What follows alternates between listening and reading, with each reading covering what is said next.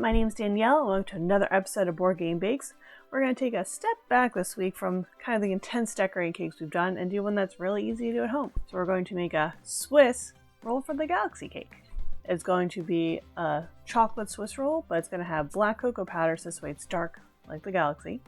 And then do a cream cheese frosting, and then we're going to try and put a thin mirror glaze on top. So just give it a little sparkle and some colors for you just to share with your friends. If you've been a little overwhelmed by all the decorating involved in my past few videos, this is one that you can definitely try at home. So let's get started. Okay, let's dial it back a bit.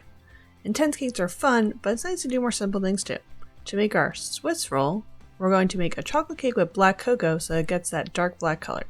To begin, add 4 eggs and a half cup granulated sugar into a mixer with the whisk attachment.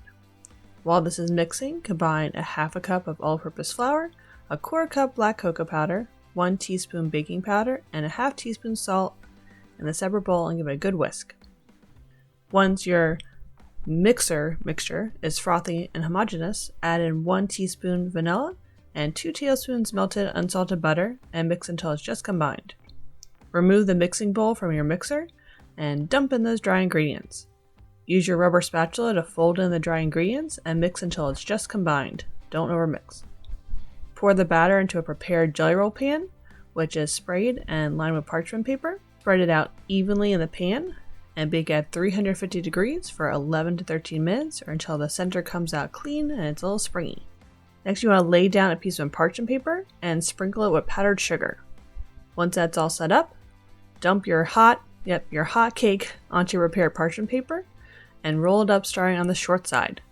Let it cool for at least an hour on the wire rack before proceeding. Now let's make the tasty filling. I opted for a cream cheese style filling so that it kind of tastes like an Oreo. Add an 8-ounce block of softened cream cheese, a quarter cup of softened unsalted butter, 2 cups of powdered sugar, and 1 teaspoon of vanilla. Mix until it's light and fluffy.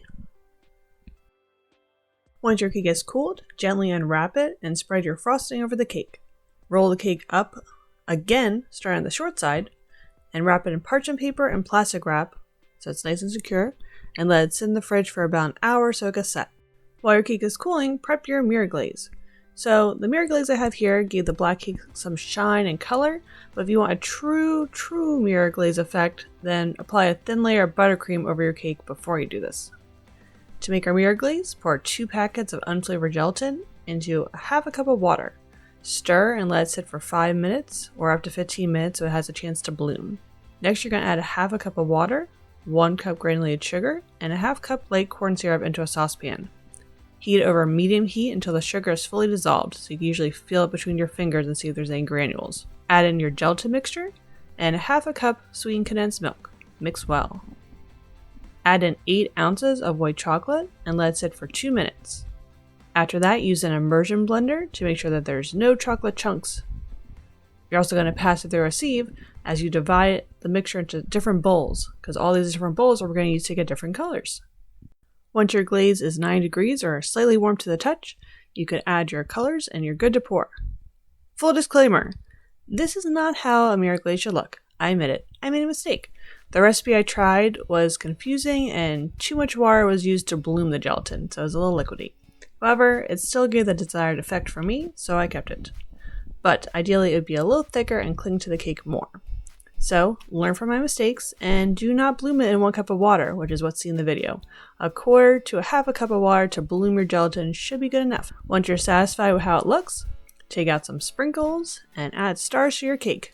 Now you're good to go!